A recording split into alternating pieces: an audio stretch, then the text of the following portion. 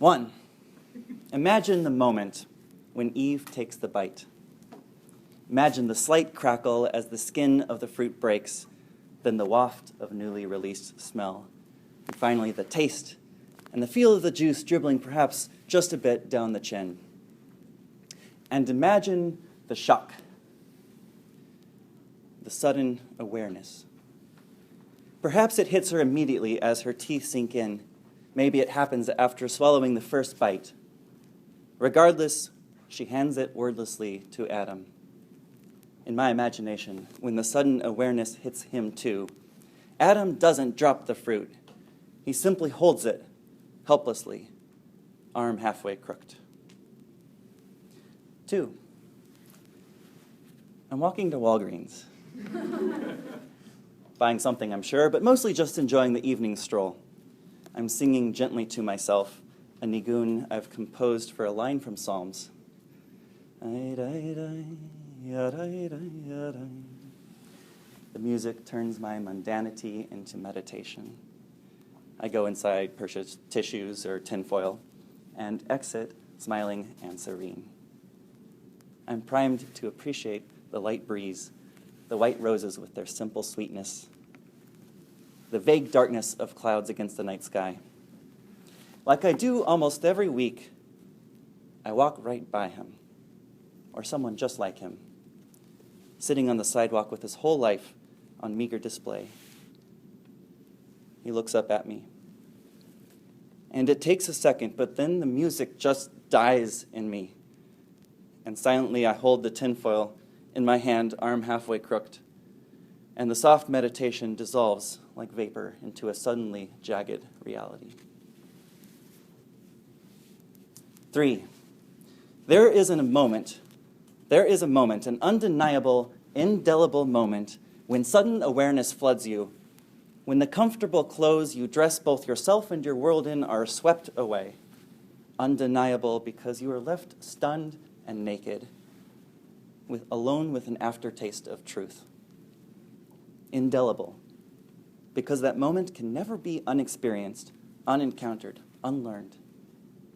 This you have no choice over. What happens next, however, is entirely up to you. What is this moment? Why does it happen? And when it happens to us, how do we respond? This moment is, above all, true. And it is true in a particularly visceral way. Emily Dickinson writes, "Tell all the truth, but tell it slant. Success in circuit lies. Too bright for our infirm delight, the truth's superb surprise. As lightning to the children eased with explanation kind, the truth must dazzle gradually, or every man be blind." Emily Dickinson writes about truth as if it were dangerous, as if we were incapable of confronting it face to face, as if our encounter with truth would leave us blind, lacking our most important sense of awareness. No, you know this moment because your eyes are opened and you cannot help but see. And more than seeing, you feel it in your deepest self that there is something real to what you're seeing. And this is important. We have a lot of experiences in life, many of them emotionally powerful, many of them intensely subjective. This moment, too, is emotionally intense, but its power comes from the recognition of a profoundly simple reality. This is not awareness of new truth. This is new awareness of existing truth. Its very simplicity is what catches us off guard.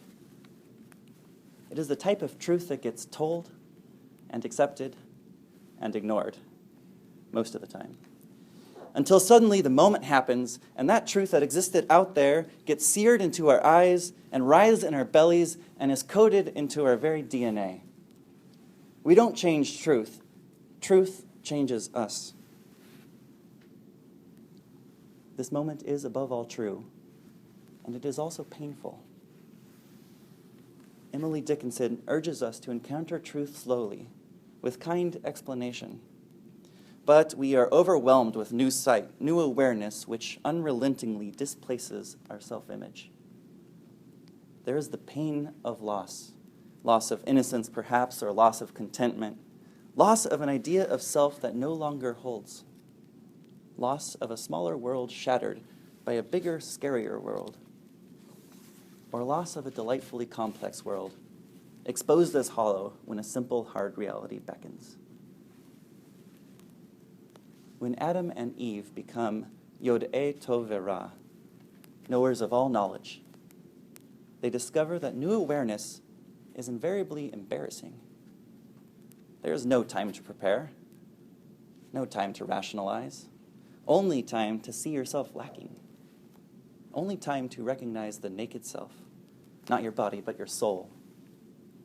And when I looked his way and saw 1,000 sidewalk dwellers and 1,000,000 passers-by, I kept on walking, step after step. But I knew need, I knew injustice, and I knew my blindness. And I knew my blindness wasn't real, but simply willfully closed eyelids. And I knew I couldn't sing.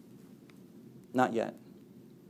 Not while the pain of need and the pain of no response inhabited my heart. Not while I was so aware of my soul's nakedness. Not while I was embarrassed and ashamed. No imagination, no creativity, no distraction. Nothing to cover up the pure awareness. Why do these moments happen? What purpose do they serve? I think one could approach this scientifically, or pedagogically, or with a sophisticated theology. I want to offer one small conception. The Jewish thinker Franz Rosenzweig described 3 themes he saw played out in Jewish thought: a theological arc beginning with creation, involving revelation, and ending in redemption, the ultimate harmony of humanity and environment. If we apply this arc to one individual, we have a helpful framework for understanding the moment I've been talking about. We begin with creation, the raw material of ourselves, the way we are accustomed to being in the world currently. At our best, we seek redemption, the true harmony of awareness, intention, and action. This personal redemption goes hand in hand with seeking the just harmony of our larger world.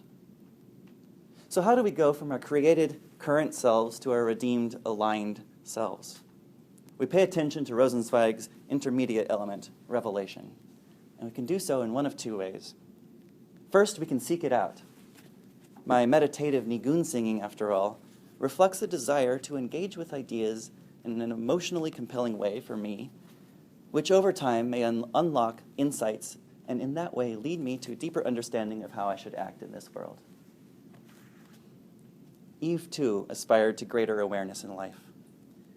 After the serpent convinces her that she actually can eat of the tree of knowledge, the Torah, in a rare peek into character, actually gives her motivation. Among other things, Eve sees Nechmad ha'etz lehaskil, which the Eskenazi Weiss translation interprets as how desirable the insight was that the tree would bring. In other words, she wants to learn. She wants to grow. And she thinks eating the fruit of the tree will help her become a more aware her. She desires redemption, and so she eats of the tree.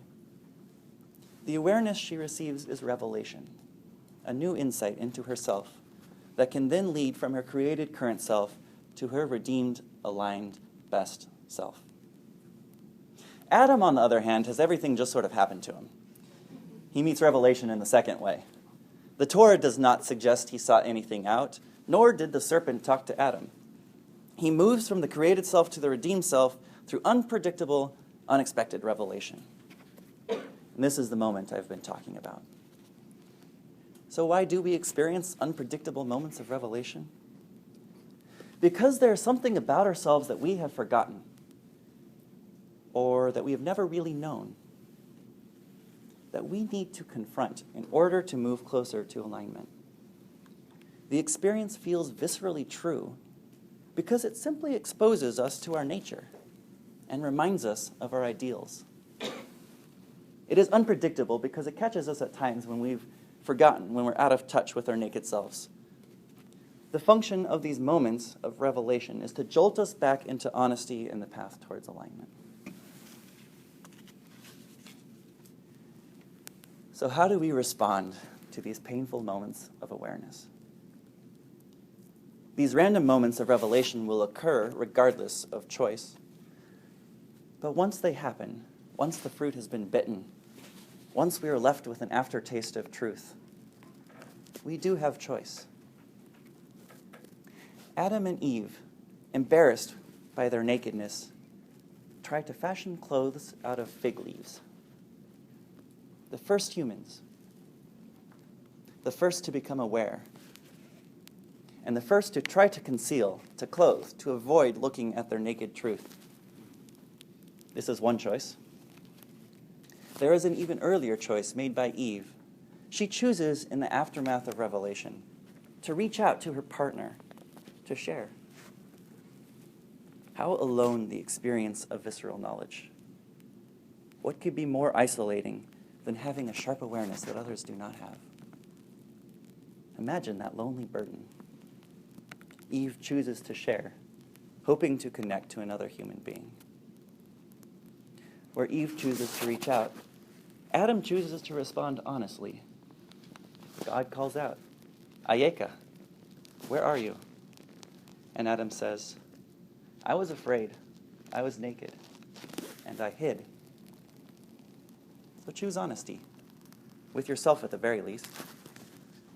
You may have the urge to avoid the reality of need and the call of obligation, but don't fool yourself into thinking the revelation never happened, or worse, that it didn't matter.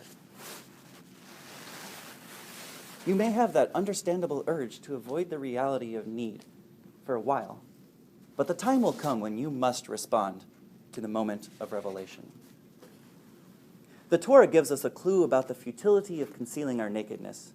It tells us Adam and Eve made fig leaf garments, but it never says they put them on. God tells them they will endure pain and be expelled from the garden. And then we encounter what I think is one of the most beautiful verses in the entire Bible. Vaya'as Adonai Elohim l'Adam u'le'ishto kotnot or vayalbishem. And God made for Adam and his wife outfits out of skin, and God clothed them. God knows that life changes forever for Adam and Eve because of their new awareness. And God cares. God literally makes clothes for them to cover their nakedness, and furthermore, actually dresses them. Where their own feeble fig leaf attempts to hide fail, God does it better. Not to hide, but to endure. Not to run away, but to confront with courage and preparation. Not to ignore, but to seek a new normal. A normal more aligned with the truth undeniably and indelibly revealed. God becomes, through this act, a partner in their adjustment. So how do we respond? First of all, share. Reach out. When you have a moment of truth, don't keep it to yourself. Be honest with yourself and others. Seek partners who will help you respond to that terrifying, painful moment of self-awareness. Interpret your experience. Identify your obligations. Who are you? Who can you be? Who will you be your best self with? How will you, confronted with revelation, bring about redemption for yourself through aligning yourself with your highest aspirations, and for the world, one moment at a time?